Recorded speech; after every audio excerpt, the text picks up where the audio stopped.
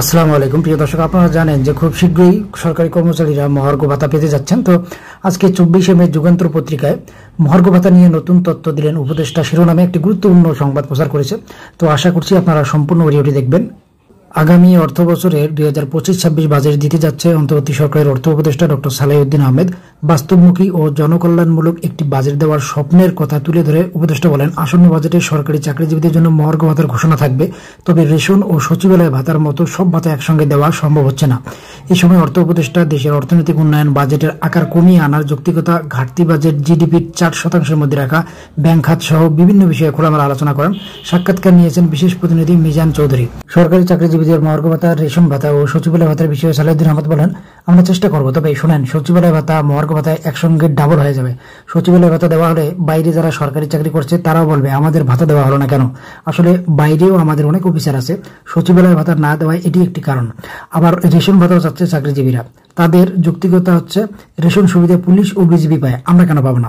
তিনি বলেন, আসল কথা হচ্ছে এসব বাহিনী যুগ যুগ ধরে রেশন পাচ্ছে আর তাদের ডিউটি কোনো স্বাভাবিক নয়। পুলিশ যখন ডিউটি করে দুপুর 2টায় খাবার, বিকাল 4টায় খায়, রাত 12টায় ডিউটি শেষ করে এক রুমে 6 জন ঘুমায়। রাজারবাগ পুলিশ লাইনে গেলে সেটি দেখা যায়। ওদের খাওয়া দাওয়া কোনো ঠিক ঠিকানা নেই, ফ্যামিলির সঙ্গে যোগাযোগ নেই। এসব মানবিক কারণে তাদের এই বিশেষ সুবিধা দেওয়া হচ্ছে। এটি ঠিক, তারা রেশন সস্তায় পাচ্ছে, তবে সচিবালয়ের লোকজন ভুক্তভোগী। আমরা সব দিতে পারবো কিনা দেখছি। তিনি আরো বলেন, আমরা দেখছি মহার্ঘ ভাতা আছে, সেটির ব্যাপারে কিছু করা যায় কিনা।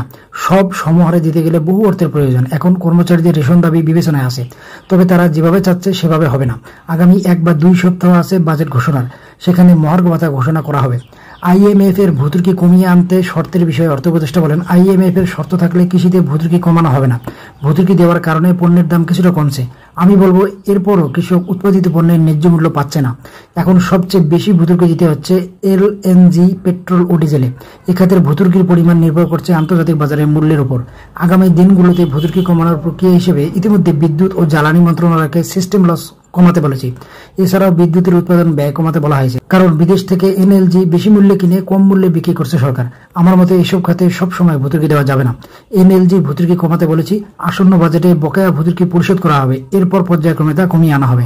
তিনি বলেন, সামাজিক নিরাপত্তার কর্মসূচির ব্যাপারে আমি বলেছি, বর্তমানে যে অঙ্কের ভাতা দেওয়া হচ্ছে এর চেয়ে কিছুটা বাড়বে, বিশেষ করে বয়স্ক, বিধবা ও প্রতিবন্ধী ভাতার ক্ষেত্রে। তবে এই কর্মসূচিতে প্রকৃত সুবিধাভোগী নির্বাচনে ভুল আছে। যিনি সুবিধা পাওয়ার কথা তিনি পাচ্ছেন না, আবার যাদের না পাওয়ার কথা তারা পাচ্ছেন। সংশ্লিষ্টদের আত্মীয় স্বজনে এই কর্মসূচিতে ঢুকে পড়েছে।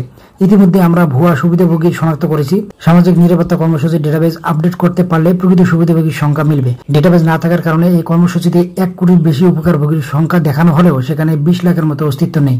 সেটি বাদ দিয়ে প্রকৃত উপকারভোগীর সংখ্যা নির্ধারণ করা এবং এরপর সামাজিক নিরাপত্তার বিদ্যমান কাঠামো সংস্কার করা হবে। আর ভুয়া সুবিধাভোগীদের বাদ দিতে পারলে এই খাতে ব্যয় অনেক কমে আসবে। এতে প্রকৃতদের ভাতার অঙ্ক আরো বাড়ানো যাবে। যদিও সেটি আমরা এখনো করতে পারিনি, তবে আপাতত আগামী বাজেটে সামাজিক নিরাপত্তা কর্মসূচিতে বরাদ্দ কমছে না, কারণ এখন তালিকা থেকে ভুয়াদের নাম বাদ দেওয়া শুরু করলে কে কখন কোন সুবিধাভোগীর নাম কেটে দেবে, তখন এর দায় এসে পড়বে আমাদের উপর। ফলে আমি মনে করছি আপাতত তারা ভাতা পেতে থাকুক, পরে সেটি ঠিক করা হবে। বাজেটে নির্বাচনী ব্যয় বিশেষ বরাদ্দ থাকছে কিনা এমন প্রশ্নের জবাবে সালাউদ্দিন আহমেদ বলেন, নির্বাচন ব্যয়ের একটি হিসাব নির্বাচন কমিশন থেকে দেওয়া হয়, সেটির উপর আমরা খুব বেশি নিয়ন্ত্রণ করতে পারি না।